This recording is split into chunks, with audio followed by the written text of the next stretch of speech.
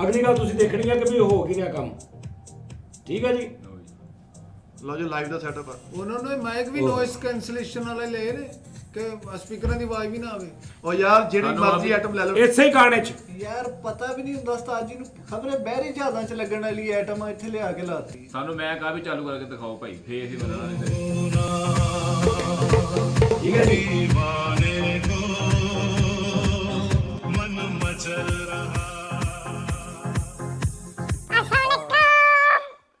ਉਹ ਦੱਸਦੀ ਹੈ ਕੋਈ ਦਾਦੀ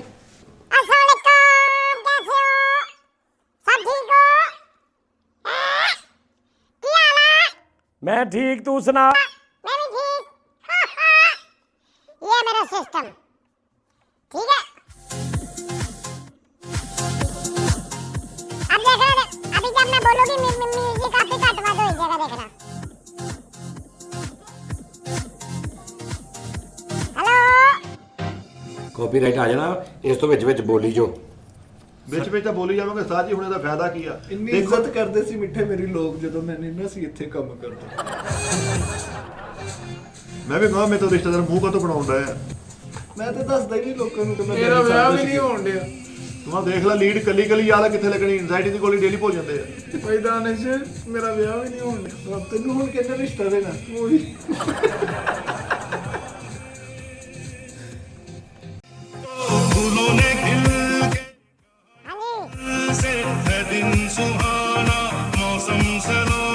ठीक आ।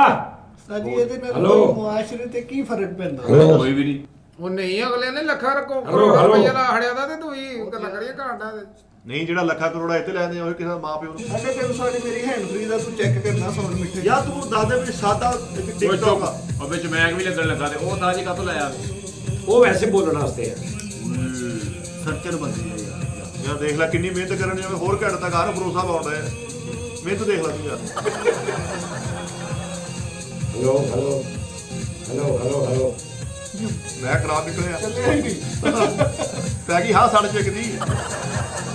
हेलो ਓਏ ਲੰਗੀਨ ਬਟਨਾਂ ਤੇ ਲੱਗਣ ਦੇ ਕੇ ਨੀਂਦ ਨਹੀਂ ਪਾਈਦਾ ਸੀ। ਪਲਾਸਟਿਕ ਦਾ ਵਾ ਸਾਰਾ ਹੀ। ਸਾਰਾ ਸਮਾਨ ਬਾਰਿਸ਼ ਚ ਲਾ ਕੇ ਕਹਦੇ ਮੈਨੂੰ ਦੱਸੋ ਤੇ ਸਹੀ। ਬਾਰਿਸ਼ ਹੋਊਗੀ। ਲਓ ਵੀ ਮੈਨੂੰ ਕੋਈ ਗੱਲ ਦੱਸੋ ਸਹੀ, ਸਾਰੇ ਭਰਾ ਮੁਤਫਿਕ ਹੋ ਕੇ ਫੈਸਲਾ ਦੇਣਾ ਵੀ ਐਡਾ ਵੱਡਾ ਸੈਟਅਪ ਲਾਉਣ ਦਾ ਜਾਂ ਹਲਕੀ ਜਿਹੀ ਭੂਰ ਪੈਣ ਲੱਗੀ ਆ हेलो ਜਾਂ ਕਿਸੇ ਦਾ ਬੱਚਾ ਸਹੀ ਹੋ ਗਿਆ ਵੀ ਸਾਡੇ ਕੋਲ ਹਾਲਾਤ ਬਦਲ ਕੇ ਕੀ ਫਾਇਦਾ ਹੋਇਆ? ਕਾਜੀ ਵਰਗਾ ਸੌਣ ਵਾਲਾ ਬੰਦਾ ਨੂੰ ਸਪੀਕਰ ਤੇ ਮੋਬਾਈਲ ਰੱਖ ਕੇ ਹੈਲੋ, ਐਲਾਨ ਹੈਲੋ। ਕਰਾਈ ਜਾਊਗਾ। ਯਾਰ ਮੇਰਾ ਮੋਬਾਈਲ ਹੀ ਲੱਭੜਿਆ ਐਲਾਨ ਕਰੀ ਜਰਾ।